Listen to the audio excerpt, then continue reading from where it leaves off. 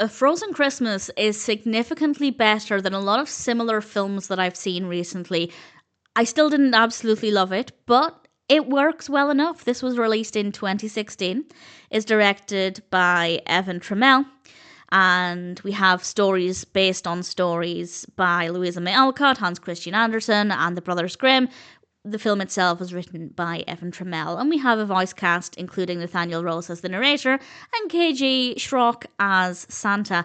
And this is another one of those films that at first glance seems like a feature film, an animated feature film, but it's actually a collection of short festive themed stories. And as I said at the beginning, I have seen quite a few of these recently, and this is definitely one of the best.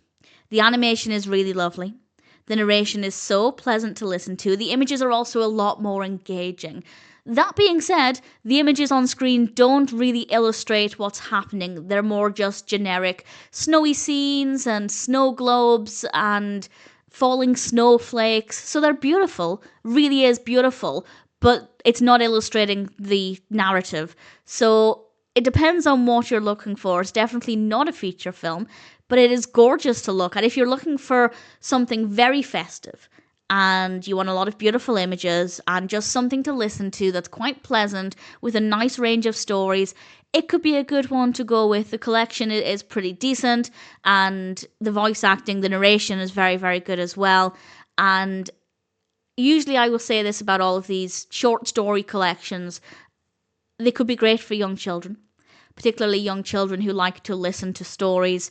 And the fact that the visuals are gorgeous, but you don't need to be fully engaged, it might not be as overstimulating as perhaps other versions of short story collections where the illustrations are telling the story, but obviously that means that children are going to want to be engaged with the illustrations more.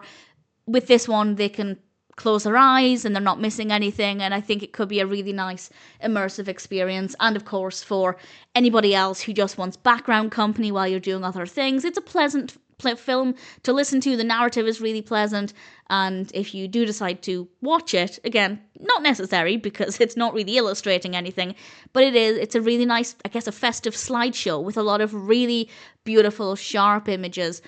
And in general, I rather liked it. And the fact that I liked it, I think, is a really good sign, because I've seen maybe about four of these films over the last month or so that seem like they're going to be feature films. And then you go into them and realize it's just a collection of stories over what is often some pretty poor animation.